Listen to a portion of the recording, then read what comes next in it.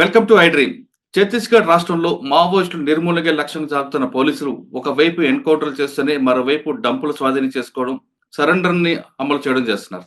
ముఖ్యంగా కొండగాం జిల్లాలో అక్కడ యంగ్ అండ్ డైనమిక్ ఆఫీసర్ ఎక్కువగా సరెండర్ పాలసీని ఇంప్లిమెంట్ చేస్తూ అక్కడ అజ్ఞాతులున్న మావోయిస్టులందరికీ తీసుకురావడం, సరెండర్ పాలసీని ఇంప్లిమెంట్ చేయడం, వాళ్ళకి జనజీవన స్రవంతులు కలపడానికి ఎక్కువగా ప్రాధాన్యత ఇస్తున్నారు. అదొక్కటే కాకుండా డంపులు స్వాధీనం చేసుకోవడం, తుపాకులు తీసుకొచ్చి ఆ సరెండర్ చేయడం మొత్తం మావోయిస్టు పార్టీకి పెద్ద దెబ్బ తగిలిందని చెప్పుకోవచ్చు.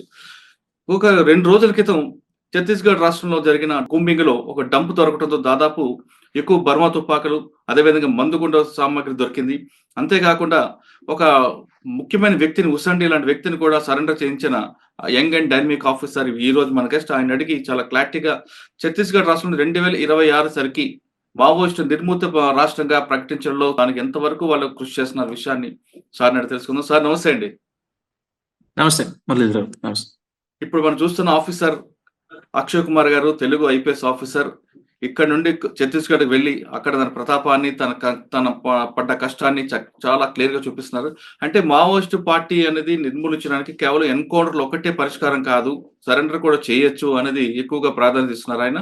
ఆయన అడిగి ఇప్పుడు కొండగాం జిల్లాలో ఎంతమందిని సరెండర్ చేయించారు? నిన్న మొన్న దొరికిన దానికి డంప్ వల్ల పార్టీకి ఎంత నష్టం జరిగి ఉండొచ్చిన విషయాన్ని సార్‌ని అడుగుదాం. సార్, మీరు ఇటీవల కాలంలో తీసుకున్న ఒక ప్లాన్ ఆఫ్ యాక్షన్ చూస్తుంటే ఒకవైపు మీ పార్టీ అంతా కూడా కోంబింగ్ చేస్తున్న ఎక్స్చేంజ్ ఆఫ్ ఫైర్‌లు జరుగుతుంటాయి. కానీ మీరు మాత్రం సరెండర్ పాలసీ తీసుకురావడం, ఉసండి లాంటి వ్యక్తిని సరెండర్ చేయించడం, అతని మీద దాదాపు 8 లక్షలు ఎంతో రివార్డ్ కూడా ఆయనకి హ్యాండ్ ఓవర్ చేయడం జరిగింది. అంతేకాకుండా డంపులు స్వాధీనం చేసుకోవడం అంటే మందు పాత్రలు ఎక్కువగా ఆ డంపులు దొరకడం అనేది పార్టీకి పెద్ద నష్టంగానే చెప్పుకోవచ్చు. ఎందుకంటే కొద్ది రోజుల క్రితం మందుగుండు పాత్ర పెరగడం వల్ల అక్కడ దాదాపు 12 మంది పోలీసులు కూడా చనిపోయారు. అటువంటి ప్రాణ నష్టం జరగకుండా మీరు చేస్తున్న ఈ కూంబింగ్‌లో దొరికిన డంప్ ఎక్కడ దొరికింది? దీని లీడ్ ఎక్కడొచ్చింది? నమస్కారం మురళీధర్ గారు. మీరు అంటే 12th రోజు మార్నింగ్ మాకు కొంచెం ఇన్ఫర్మేషన్ వచ్చిందండి. ఏమనంటే మా దగ్గర బార్డరింగ్ మాది కొండగాం. అంటే ఇప్పుడు ఏంటంటే అండి, ముందు 2016, 17 ఆ టైంలో బాగుండేది మూమెంట్ ఇక్కడ. ఇది బస్తర్ లో ఉన్న 7 డిస్ట్రిక్ట్స్ లో తక్కువ మూమెంట్ ఉంది ఇక్కడే కొండగాంలోనే. కానీ మనం ఎక్కువగా మీరు చెప్పిన ప్రాంతంలో ఎక్కువగా ఎక్స్చేంజ్ ఆఫ్ ఫైర్లు జరిగేవండి కొండగాం ప్రాంతంలోనే. కల్లూరి సార్ ఉండేవారు అక్కడ. ముందు జరిగేవి ఇప్పుడు చాలా తక్కువ అయిపోయినాయి. ఇది అంటే ఇప్పుడు మీరు బస్తర్ లో ఉన్న 7 డిస్ట్రిక్ట్స్ లో తీసుకుంటే, బస్తర్ రేంజ్ లో ఉన్న 7 జిల్లాల్లో తక్కువ మూవ్మెంట్ కొండగాంలో ఉందని చెప్పొచ్చు. అండ్ ఇక్కడ 90% of the district is now safe for movement. ఒక 10% ఏంటంటే అది కాంకేర్ అని ఒక డిస్ట్రిక్ట్ ఉంటుంది, బార్డరింగ్ కాంకేర్ 10%, లేదంటే దమ్తరి అనే డిస్ట్రిక్ట్ ఉంటుంది, అక్కడ ఒక 5%, లేదంటే ఇటు దంతెవాడ సైడ్ ఒక 10%. సుక్మాది మాకు బార్డర్ ఉండదండి, మాకు బార్డర్ లేదు. బీజాపూర్ కూడా బార్డర్ లేదు మాకు సుక్మా బీజాపూర్ తో అసలు టచ్ లేదు మాకు. సో ఇది bordering Dantewada, bordering Jagdalpur, bordering Kanker, bordering Dhamtari అనే డిస్ట్రిక్ట్ ఉంటుంది. ఆ డిస్ట్రిక్ట్ లో కొంచెం మూవ్మెంట్, అక్కడ ఆ బార్డర్ ఏరియాస్ లో కొంచెం మూవ్మెంట్ ఉంది. మీరు మాట్లాడుతున్న డంప్ రికవరీ ఏదైతే ఉందో అది 12th రోజు మేము చేసాము. ఎందుకంటే 11th రోజు మాకు ఇన్పుట్ వచ్చింది, అక్కడ నక్సలైట్లు ఉన్నారని ఇన్పుట్ వస్తే మేము మా డిఆర్జీ అని ఉంటుంది, డిస్ట్రిక్ట్ రిజర్వ్ గార్డ్స్ అని, ప్లస్ మా సివిల్ పోలీస్ కూడా టీమ్ ఫామ్ చేసి మేము అక్కడ సెర్చ్ ఆపరేషన్ చేస్తుంటే మాకు నక్సలైట్ దొరకలేదు, కానీ వాళ్ళ డంప్ కొంచెం దొరికింది. ఆ డంప్ లో 14 బర్మార్ వెపన్స్, కొన్ని స్టీల్ డ్రమ్లు, కుక్కర్ బాంబులు, ఇవి కొంచెం నక్సల్ వాళ్ళ సాహిత్యం అదంతా దొరికింది మాకు. సో ఇది ఒక మంచి రికవరీ యాక్చువల్లీ. ఎందుకంటే ఇది కొండగాంలో తక్కువ అవుతున్న టైంలో వాళ్ళు ఎక్కడైతే వాళ్ళు పెట్టిన డంప్స్ అవి ఏవైతే ఉన్నాయో అవి మళ్ళీ అప్పుడు వచ్చి వాళ్ళు రికవర్ చేసుకునే ఆలోచనతోనే పెట్టుంటారు ముందు. సో ఇప్పుడు ఏంటంటే మేము దాన్ని రికవర్ చేసి మిగిలిన 5 to 10% ఏదైతే ఇక్కడ మిగిలిందో దాన్ని కూడా తీసేద్దామన్న ఆలోచనతోటే ముందుకెళ్తున్నాం. కాబట్టి ఆ ఎక్స్చేంజ్ ఆఫ్ ఫైర్లు కానీ అప్పుడప్పుడు ఇప్పుడు మీరు చెప్పిన సరెండర్లు కానీ, సరెండర్ లాస్ట్ 4 days లో 3 సరెండర్ అయ్యారు. అండ్ నిన్న ఒక ఏసీఎం ర్యాంక్ అతను 5 lakh ఇనామీ రివార్డ్ ఉన్న అతను సరెండర్ అయ్యాడు. అండ్ ఈ ఇయర్ మీరు చూసుకుంటే ఒక 10 మంది సరెండర్ అయ్యారు కొండగాం డిస్ట్రిక్ట్ లో. ఎందుకంటే సరెండర్ బేసికలీ కొండగాంలో రిక్రూట్మెంట్ లేదు, అది మూవ్మెంట్ కూడా చాలా తక్కువ ఉంది. ఎందుకంటే బార్డరింగ్ లో ఉంటుంది కాబట్టి వీళ్ళు క్రాస్ చేయడానికి కొండగాను యూజ్ చేసుకుంటారు, కానీ ఇక్కడ వచ్చి మీరు డేరాలు వేసుకొని స్థావరాలకు కొండగాను ఎప్పుడు యూజ్ చేయరు. అంటే ఈ మధ్యన అయితే యూజ్ చేయట్లేదు. సో మా ఫోకస్ అయితే అదే ఇప్పుడు సరెండర్ మీద ఉంది. ఒకటి డంప్స్ ఏవైతే డంప్స్ కూడా ఈ ఇయర్ మేము 7 to 8 డంప్స్ రికవర్ చేసాం ఇలాగే. ఇంకా కూడా ఉన్నట్టున్నాయి మాకు తెలీదు. అది ఇన్ఫర్మేషన్ వస్తుంది. సో ఇన్ఫర్మేషన్ వచ్చిన కొద్దీ will recover the dumps. Okay. Sir Kondagaon జిల్లాలో మూవ్‌మెంట్ తక్కువుంది కాబట్టి ఇటువైపు రావడానికి ప్రయత్నం చేస్తున్నారు మీరు చెప్తున్నారు. అంటే పబ్లిక్ సపోర్ట్ లేదండి ఇక్కడ? అసలే లేదు. పబ్లిక్ సపోర్ట్ ఏం లేదు. ఎందుకంటే ఇప్పుడు మీరు కొండగాంలో మీరు ఒకవేళ టైం ఉంటే యూ కెన్ విజిట్ కొండగాం ఆల్సో. కొండగాం చాలా పీస్‌ఫుల్‌గా ఉంటది. ప్లస్ రోడ్స్ కూడా ఇంటీరియర్ వరకు వచ్చేసాయి అండ్ టవర్స్ కూడా ఇంటీరియర్ వరకు వచ్చేసాయి కాబట్టి రోడ్స్, టవర్స్ ఎప్పుడైతే స్కూల్స్, కాలేజెస్ ఓపెన్ అవ్వడం స్టార్ట్ అయిందో ఇంటీరియర్‌లో. సో రిక్రూట్మెంట్ అనేది వాళ్ళకి అసలు కంప్లీట్ గా లేనే లేదు. అండ్ వాళ్ళ ఏ ఏజ్ గ్రూప్ అయితే చూస్తారో వాళ్ళు 14 ఇయర్స్ నుంచి 20 ఇయర్స్ వరకు ఆ రిక్రూట్మెంట్ అబ్బాయిలని అమ్మాయిలని చేద్దామని చూస్తారు. వాళ్ళు మొబైల్స్ కి అట్రాక్ట్ అయ్యి లేదంటే ఇప్పుడు మంచి మంచి ఎడ్యుకేషన్ కి అట్రాక్ట్ అయ్యి లేదంటే వీటికి అన్నిటికీ అట్రాక్ట్ అయినప్పుడు ఏంటంటే అటు సైడ్ వెళ్ళడానికి స్కోప్ చాలా తక్కువ ఉంటుంది. అండ్ ఇది ఒక ఎగ్జాంపుల్ యాక్చువల్లీ. ఇది కొండగాం చూసుకుంటే మీరు ఇది ఒక ఎగ్జాంపుల్ అవుతుంది వేరే బస్తర్ డిస్ట్రిక్ట్స్ కి. ఒకసారి ఇక్కడ నుంచి వెళ్ళిపోయిన తర్వాత ఎంత డెవలప్ అవుతుంది డిస్ట్రిక్ట్ అనేది ఇది అన్ని డిస్ట్రిక్ట్స్ కి ఒక ఎగ్జాంపుల్ లాగా పనిచేస్తుంది. అంటే పార్టీ వైపు ప్రజల మొగ్గు లేదు కానీ ప్రభుత్వ పథకాలన్నీ కూడా గ్రామాలకు వెళ్తున్నాయి. మీరు చెప్తున్న రోడ్స్ వెళ్తున్నాయి అన్ని కాబట్టి వాళ్ళు ఎక్కువగా పార్టీ వైపు వెళ్లకుండా డెవలప్మెంట్ వైపు వెళ్తున్నారు. కానీ పార్టీకి మీరు చెప్తున్నట్లుగా బీజాపూర్, దంతెవాడ, అబూజ్మఠ్ లో ఎక్కడైతే వాళ్ళకి ఉనికిని కోల్పోతున్నారో కొండగాం వైపు రావడానికి వాళ్ళు ప్రయత్నం చేస్తూనే ఉంటారు. అటువంటి ఆ విధంగా వచ్చిన వాళ్ళకి మీరు ఎలాగా దాన్ని బ్రేక్ చేస్తారండి? అంటే ఇప్పుడు వాళ్ళు వచ్చి కూడా ఇక్కడ చేసేది ఏమి లేదు. ఇది ఓన్లీ ట్రాన్సిట్ కి యూజ్ చేయడం తప్ప ఇక్కడ వచ్చి వాళ్ళు చేసేది. ఎందుకంటే ఆల్రెడీ మన ఇంటీరియర్ ఇప్పుడు కొండగాంలో మీరు చూసుకుంటే అసలు ఏ ఏరియా లెఫ్ట్ అవుట్ అనే ఏరియా అసలు లేదు. ప్రతి దగ్గర మా క్యాంప్స్ వచ్చేసినాయి, పోలీస్ స్టేషన్స్ వచ్చేసినాయి. ఇప్పుడు వాళ్ళు వచ్చి కూడా మళ్ళీ అక్కడ చేసేది ఏమి లేదు. ఎందుకంటే they always want to go in to some areas which are actually obscure. ఏమి పోలీస్ అదేంటి తిరగని ప్రాంతాలు లేదంటే ఓన్లీ ట్రైబల్స్ ఉన్న ప్రాంతాల్లోకి వెళ్ళడానికి వాళ్ళు ప్రిఫర్ చేస్తారు. ఎందుకంటే వాళ్ళకి they need some time to cope. అట్లాంటి ఏరియాస్ లో వాళ్ళు ప్రిఫర్ చేస్తారు. ఇక్కడ కొండగాంలో వాళ్ళు వచ్చి కూడా I don't think they will be surviving here. అసలు మరి సెంట్రల్ గవర్నమెంట్ కూడా ఒకటి అనౌన్స్ చేసింది. 2026 సరికి మార్చి సరికి కంప్లీట్ గా ఛత్తీస్గఢ్ లో మావోయిస్ట్ పార్టీ మూవ్మెంట్ లేకుండా చేస్తామని ఆ దిశగా వెళ్తుందంటారా? అంతకంటే ముందు అయిపోద్దాం అనిపిస్తుంది అసలు. అవునా? ఎంతమంది ఉండొచ్చు అండి జనరల్ గా ఛత్తీస్గఢ్? 2000 రికార్డులు చెప్తున్నారు, వాస్తవం అంటారా? 2000 మంది అంతే, సుమారుగా 2500 మంది ఉండొచ్చు. ఇవాళ కూడా మీరు చూస్తే బీజాపూర్ ఎన్కౌంటర్ అవుతుంది. అది కూడా చెప్పేది ఎన్కౌంటర్. ఎక్కడండి? బీజాపూర్ లో నిన్న మార్నింగ్ 12 మంది చనిపోయారు, 13 మంది చనిపోయారు కదా. ఇంకా జరుగుతూనే ఉంది. ఇంకా జరుగుతుందంటారా? సార్ అబూజ్మఠ్ కంప్లీట్ గా పోలీస్ ఫోర్స్ అంతా వెళ్తుంది కదండి, అక్కడ ఏమైనా ఇబ్బంది రావట్లేదా? ఇబ్బందులు అంటే పెద్దగా ఇబ్బందులు వాళ్ళకి వస్తున్నాయి, మాకేం పెద్దగా ఇబ్బందులు రావట్లేదు. అంటే కంప్లీట్ గా వాళ్ళకి అప్పర్ హ్యాండ్ వాళ్ళదే ఎక్కువ ఉంది కదా అబూజ్మఠ్ లో. అదే అండి, అంటే ఉండేది. ఇప్పుడు అబూజ్మఠ్ తీసుకుంటే మీరు 4000 స్క్వేర్ కిలోమీటర్ ఏరియా, అదంటే 7 సింగపూర్లు పట్టచ్చు, అంత పెద్ద ఏరియా ఉంటుంది దాంట్లో. అది ముందు ఎవరు టచ్ చేయలేదు కాబట్టి ఇప్పుడు ఏంటంటే కాన్స్టాంట్ గా ఫోర్స్ లోపలికి వెళ్ళిపోతుంది, క్యాంప్స్ పెడుతున్నారు. అండ్ ప్రాపర్ గా మీకు చూస్తే ఎక్స్చేంజ్ ఆఫ్ ఫైర్లు అన్నీ అవుతున్నాయి. అండ్ వాళ్ళ బాడీలు ఎక్కువ దొరుకుతున్నాయి, డంపులు రికవర్ అవుతున్నాయి, సరెండర్లు చాలా విపరీతంగా సరెండర్లు అవుతున్నాయి. ఎందుకంటే వాళ్ళ దగ్గర వేరే ఆప్షన్ లేదు. ఒకటి సరెండర్ అవ్వచ్చు, లేదంటే ఎప్పుడప్పుడు అరెస్ట్ అవుతారు, లేదంటే ఎప్పుడప్పుడు చచ్చిపోతారు. ఇవి 3 ఆప్షన్లు తప్ప వాళ్ళ దగ్గర వేరే ఆప్షన్లు ఏమి లేవు. సో వాళ్ళకు కూడా అర్థమైపోయింది. అండ్ రిక్రూట్మెంట్ చాలా తగ్గిపోయింది. వాళ్ళు ట్రైనింగ్ క్యాంపులు ఆర్గనైజ్ చేయలేకపోతున్నారు, అంత ఖాళీ సమయం వాళ్ళకి దొరకట్లేదు. అండ్ ఇప్పుడు సెంట్రల్ కమిటీలో చూసుకుంటే మీరు 7-8 మంది తప్ప ఎక్కువ లేరు.